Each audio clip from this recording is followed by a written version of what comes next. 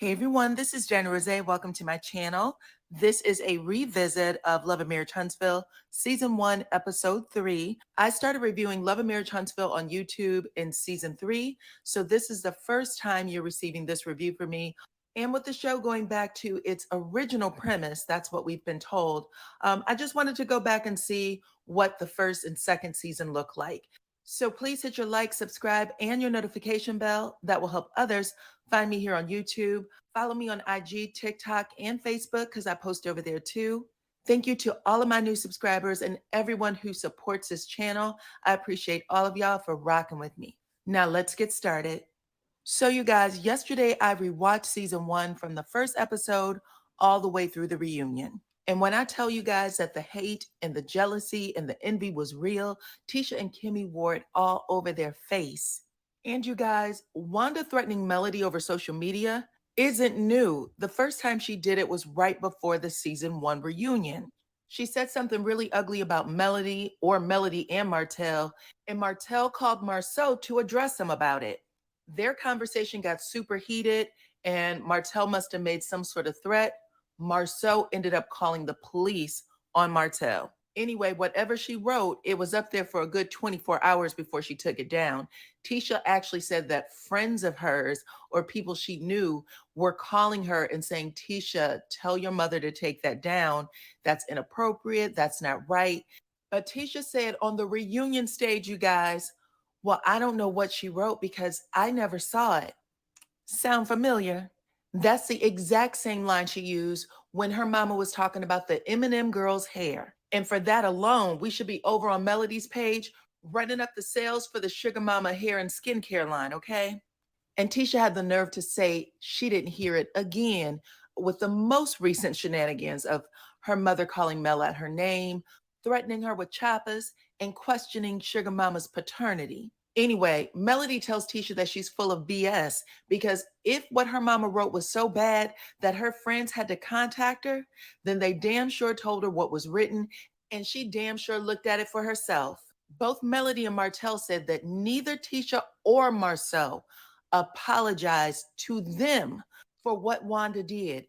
And Scott 1.0 looked them dead in the face and said, I don't know why we would apologize. Both Melody and Martell seem to scream in unison because our friendship, the relationship, is with you, not with Wanda. We don't even know her. And this is important because Marceau fixed his raggedy mouth to say on the last reunion stage, Melody, when have you ever taken accountability for anything?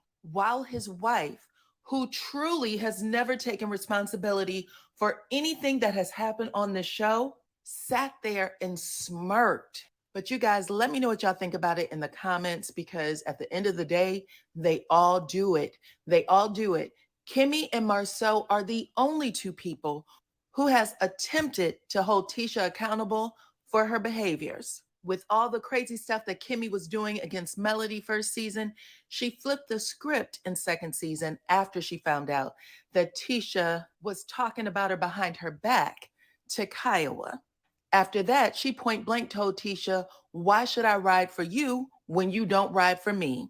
And let us not forget when she told Tisha if we weren't family, we wouldn't be anything because Tisha requires too much. Now, a lot of people who were fans of Kimmy were really hoping that she could stand in it because Kimmy always presented herself as keeping it real. I'm going to do what's right, that type of thing. But it looks like she slid all the way down that slide into the fiery pits of hell by cashing in her favor to bring on the other brother and winning back the Scott family favor. Marceau also goes back and forth with holding his wife accountable. However, the one thing he can never take back is when he said that Tisha and Martell had the same emotional intelligence. He point blank said that neither one of them know how to take accountability. This was following Martell's strawberry letter admission on the Steve Harvey show. But Marceau said that if they do apologize, they'll find a way to turn it around and make themselves a victim. And on that note, let's get started with this review because Tisha is something else, y'all. I used to think that it was Tisha who needed rescuing from Marceau, but now maybe it's Marceau who needs the rescuing, or Maybe they are perfectly matched, okay? I'll let you guys know what I mean by that as we get deeper into these reviews.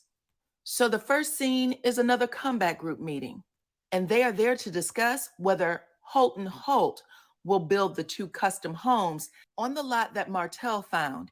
This will be the first project for the group, but they are plagued with trust issues, so it never goes anywhere. On the drive in, Kimmy and Maurice talk briefly about how long the meeting's going to take and whether or not it can be productive. Kimmy also brings up that Melody didn't come to her bridal shower and she's a little curious as to why. Tisha was the first to pull up at the Holt and Holt office, minus Marceau, but plus her 3 kids. In confessional, she said, I could care less what anyone thinks about me bringing my kids to a meeting because I'm a full-time mom first. Kimmy and Maurice follow shortly behind Tisha, and after Kimmy hugs and greets Mel, she said, I missed you at the shower. And Mel responds, I missed me at the shower too. Kimmy tilts her head and said, well, what happened? Mel said, I guess my invitation got rescinded. I had a few other things come up on my calendar, and when I went back to check the date and time, my name was removed from the invite list. So I don't know if you guys are familiar with evites, but it is an invitation you receive by email. And if someone removes your name or your email, then it takes you off the list and you are no longer able to access the invitation. Anyway, Kimmy scrunches her face and she says, are you sure? Like it's completely unbelievable that that would happen. But Melody said, I'm positive. I even text Tisha and asked what happened. And Tisha said that somebody was going to reach out to me with the details, but it never happened. Then Tisha, who's sitting at the conference table in full earshot, says, Mel, I think you used that as an excuse not to come. Then Kimmy also says, Mel, if you wanted to come, you would have came, which totally emboldens Tisha to do what happens after that, because just last episode, Tisha told Kimmy that Mel RSVP'd and failed to say that she couldn't make it. So she flat out lied. And if they were in a place of repairing their friendship, then Tisha damn sure should have reached out to Melody and say, hey, just checking up.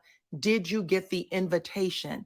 And Kimmy, who describes herself as a person who keeps it real and has an excellent memory, was wrong not to question Tisha about it and put all the responsibility on Melody. But it looks like they may have cut something out on the editing room floor, because then you hear Tisha say, other people were there who didn't RSVP, but they clearly had information that included a date, time, and place, whereas Melody did not. And then Kimmy said, well, Melody, at the very least, you could have called me and said, I hope your shower was nice, and I'm sorry I missed it. Now, Melody's eyes definitely said, bitch, are you serious? But her mouth smiled and she repeated, I hope your shower was nice. I'm sorry I missed it. To which Kimmy responds, Mel, you gotta stop with this passive aggressiveness. Melody keeps a smile on her face and she goes and sits in her chair while Tisha is bothered. But Tisha starts bickering really with herself about how she's not going to tolerate this. She doesn't have time for it. Mel's bad behavior, Mel's bad energy. Melody said, roll it back. It was your neck and head that started moving around first. And production definitely rolled it back, and Tisha's head and neck was definitely rolling around first. But Tisha lied and said, I was just moving hair out of my eye. Child, no. If you are grown and you get caught, just own it. But it's obvious here that Tisha likes to goat Mel. And when Mel comes back for her, she likes to say stuff like, calm down, calm down. She's going to do that a couple of times in this episode. Anyway, Martell enters the room and he asks if everything is okay because they are loud. Then Melody apologizes, and may I point out she is the only one to do so, even though her guests, Tisha and Kimmy, were also a part of the bickering. Then Mel said, you know what, we really shouldn't be yelling in our office. Then that triggers Tisha and Kimmy. They start going after her again. Mel, we know this is your office. Tisha actually stands up, gathers her kids, and she said, I'm out of here. I'm not going to put up with this. Child, what? I am confused. What is the drama about? Isn't it her office? But Martell is confused too. He is looking like, what the F is going on? Maurice tries to bring Tisha back into the room. Come on, Tisha. Then he starts fussing, talking about we can never get anything done. I am tired of this ish.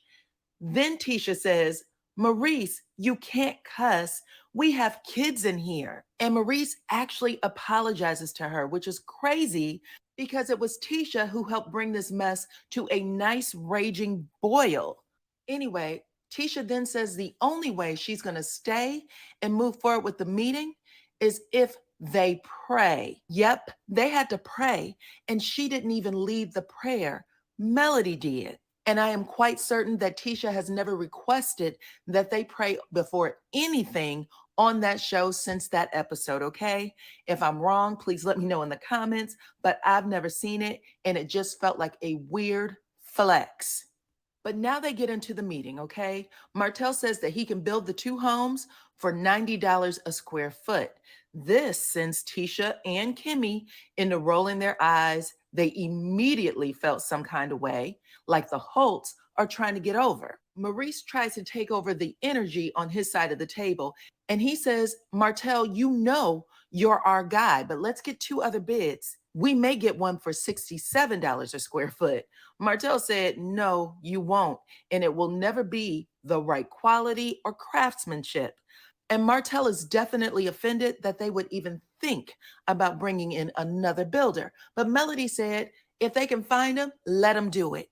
Martell said, there's no way another builder would be able to make a profit at that price. Then Tisha asked Martell, well, how much are you trying to make? And he answered, none of your business. Now, Tisha is offended again, and she said, I'm done. I can't do this with y'all. And before we try to have another one of these meetings, put your personal stuff aside and let it be about business.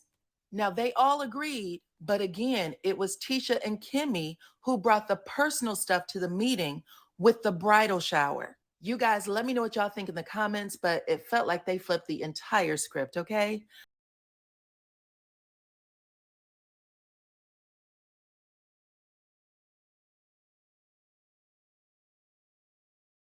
Marceau and Maurice invite Martell out to a cigar bar to talk with him about his marital problems.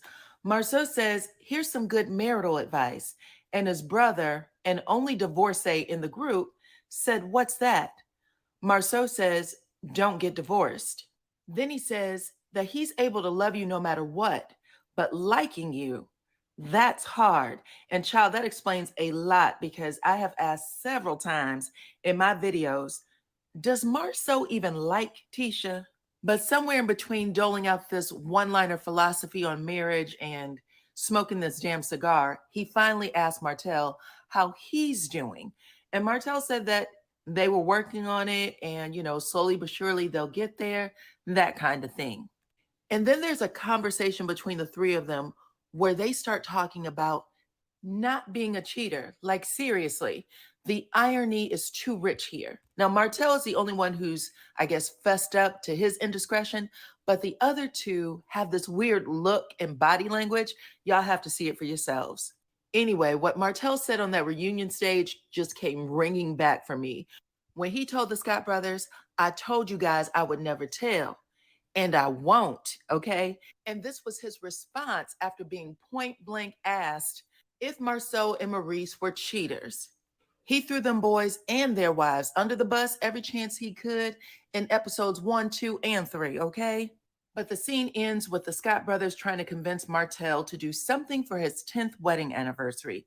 Martell is hesitant because Melody said she didn't want to do anything and he wants to honor her wishes. Then Marceau said, if you don't have time to think about your relationship now, you're going to have plenty of time to think about it later. And Martell cracks up laughing. Next up is Kimmy and Tisha. They are driving to Melody's house with the assistance of Google Maps. They've never been to her house before, and Tisha said that she almost had to kidnap Kimmy in order to get her to come. Tisha said that Melody was just so nasty and so rude at the comeback meeting that she truly had to find the strength just to go. And she came to the realization that her good friend Melody is going through something, And therefore, she needs to just look past that bad behavior and try to be there for her. When they get to Melody's house, they all do this fake greet and smile. Then Melody escorts them out to her deck where she has 3 massage tables, 3 personal masseuses, one for each girl, and bottomless champagne. It was giving Dominique Devereaux from Dynasty all day. Tisha and Kimmy appeared speechless. The view was absolutely breathtaking. Land for days. It appears to be like on a hill overlooking the city. For a brief moment, Tisha and Kimmy tucked away all that eye rolling and shade they had for Melody in the car. Now Tisha is absolutely giddy. Kimmy's talking about how beautiful it is. They high five each other. Then they jumped on the massage tables and let the masseuse do their thing. Melody said, I don't like the way things ended at the comeback group meeting, so I just wanted to invite you guys over here as a peace offering. Then Tisha also tried to extend an olive branch, but she failed. She said, maybe I should have followed up with you about that invitation. Then she said, but I also feel that you should have called me. What did Marceau say? His wife does not know how to take accountability without turning it around on herself and making herself the victim. But Melody's response to squash the beef was, I'll accept that. I could have called too. And now that Tisha's on a roll, she decided to tell Melody what she doesn't like about her, okay? She said the turning point in our relationship was when we were in Mexico for my 10-year wedding anniversary and vow renewal. Now, as if the event itself wasn't a big enough thing to remember, Tisha says, remember that was your first time ever going out of the country, which was Tisha's other side of the track ass way of putting Melody in her place. Like, I knew you win. Kimmy chimes right in on that one, okay? Yes, Mel, you are definitely bougie now compared to who you were back then. Then Tisha said, well, I remember you didn't want to take the group pictures, Mel. And Melody was like, I don't remember that. I actually brought the clothing, the bathing suits. Why would I not want to take the picture? And Kimmy says, Melody, you remember you started saying, Tisha, tell them we don't want to do this anymore. And you were tired because Tisha was taking us through it. Tisha had us doing 50-11 poses. And I had to pull you aside and say, Melody, it's not about you. Now, Melody said she don't remember saying it, but it doesn't matter because whoever said it, Kimmy felt the exact same way, okay? Her description of all the poses and what they had to do let me know that she was reliving that mess all over again right there on Melody's patio. Now, even though the Scott sisters are at this woman's house, laid out with their personal masseuse, enjoying the fruits of her labor, they realize they struck a nerve by calling her bougie. So they dig at her even more. Melody said, what do you have to do to be bougie? Kimmy said, look in the mirror. Not everybody want to go to galas and talk about rubbing elbows with this one and that one. Melody said, well, don't I invite y'all to the event? Kimmy said, yeah, but I don't like to go. Then Melody said, so because I'm inviting you as my friend into spaces with people who could elevate your lives, I'm wrong for that. I'm bougie. And Kimmy said, yeah, that's right.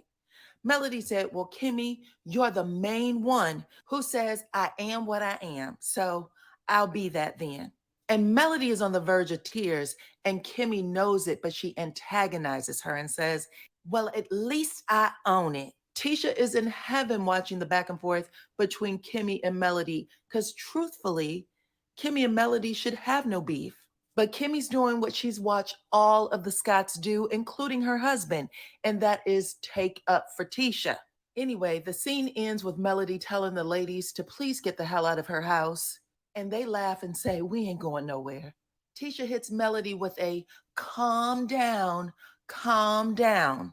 And they giggle and try to make light of it, but really, the contention is still heavy in the air, okay? I wonder if Tisha and Kimmy consider themselves bougie now. Kimmy, especially with her, I want to meet Sheree. Next, we have Tisha, who is at home getting ready to go to a networking event with Melody. Melody said she made it a point of not inviting Kimmy because she don't like galas, okay? Marceau enters the room. He's looking for his shoes or something because he has plans to go golfing. It's his day off. Tisha drops on him that she needs him to watch the kids while she goes and hangs with Melody. Marceau is pissed and he said, Tisha, my day off is not your playground. Then he asked her, when did she find out about this? She said just a few moments ago. However, she knew yesterday. In confessional, she said, sometimes in marriage, you have to tell little white lies. Marceau said, I don't mind Tisha going out and spreading her peacock feathers. However, he needs more notice. Tisha says, okay, Marceau, next time I'll give you 24 hours. Marceau said, next time, give me 12 years. Tisha said, Marceau, this is a non negotiable for me. He said, Tisha, this is not something we do. Tisha said, okay, moving forward, gotcha. Then Marceau leaves to answer the doorbell while Tisha finishes getting dressed. So when Melody comes in, they're standing in the entry. Marceau and her are smiling at each other, but it's kind of awkward. Marceau said, so you came to take my wife? Melody said, yep, but in confessional, she said, I'm here to rescue your wife from the last century. Marceau said, so you're here to party and hang out? She said, no, we're here to network, meet some people. Marceau said, Mel, what you and Martel do works for y'all. What Tisha and I do work for us. We ain't playing power couple, and I ain't Martel with 3 kids. Melody said, but you do have 3 kids. Marceau looks at the stairs to make sure the kids aren't coming down them, and he said, no, Tisha has 3 kids. I just happen to be their daddy. Melody looks appalled, and she said, you think so? Then Tisha comes in the room and saves her, and they walk out the door. In the car, Melody asked Tisha how she feels with Marceau being so much into roles and needing to control everything. Tisha said that she picks her battles. In confessional, Melody said that Tisha is the exact same person she was 4 years ago and that she wants to help her blossom. And even though we all know that Tisha will never, ever give Melody credit, she 100% did, and quiet as kept, she still is. Then Tisha asked Melody how her and Martel were doing. Melody said that they were doing wonderful. She said that they want to be up under each other all the time and holding hands. In confessional, Tisha said, I call BS. Anyone who's always trying to convince people that they're happy is lying. Yikes. Look how them tables have turned, right? When they got to the event, Melody introduced Tisha to everyone in the room as her friend, Letitia. And she was being genuine because people are very possessive of their friendships and contacts. It's usually because they're bad mouthing you to the other ones and they don't want those two worlds to collide, or they don't want you to benefit from their other friendships. But then Tisha asked Melody how she juggles having it all: kids, career, lifestyle. Melody said that she has Martel as her support. Then we get a scene of Marceau at home babysitting. And in his confessional, he said he had to question whether Tisha loves the kids because she should know better than to leave them alone with him. So when Tisha gets home, she is super excited. She feels recharged, renewed, reborn, okay? That one little outing with Mel has her seeing her future in a completely different way, and it has nothing to do with her being a housewife. And of course, she wants to tell Marceau all about it, but baby, he took the wind right out of those sails. Tisha tells Marceau, look, Melody and Martel are able to do it, and they have 3 kids too. So if they can do it, we can do it. In confessional, Marceau said, Martel has a whole girlfriend, so we will not be taking any advice from him or Melody. And just a side note, this is exactly why Martel tried to whoop Marceau, okay? Because he was taking all kinds of jabs using Martel as the bad example when he himself had 20 girlfriends, okay? And if it wasn't 20, Martel definitely felt like it was more than him. But Marceau tells Tisha that they have a deal and that she doesn't get to back out of it 2 years early. She needs to sacrifice and hold on to her end like he's holding on to his end. He tells Tisha that he didn't make this decision unilaterally. And she said, well, it feels like it. Tisha tries to give him another Melody and Martell example. And Marceau said, your name will be Holt before I let that happen. Tisha said, Marceau, this is a non negotiable for me. And that she's going to do what makes her happy on the inside. And that is how that episode ends, guys. I'm going to have part 4 up for you tomorrow. In the meantime, please hit the like, subscribe, and your notification bell. And I will check you all on the next one.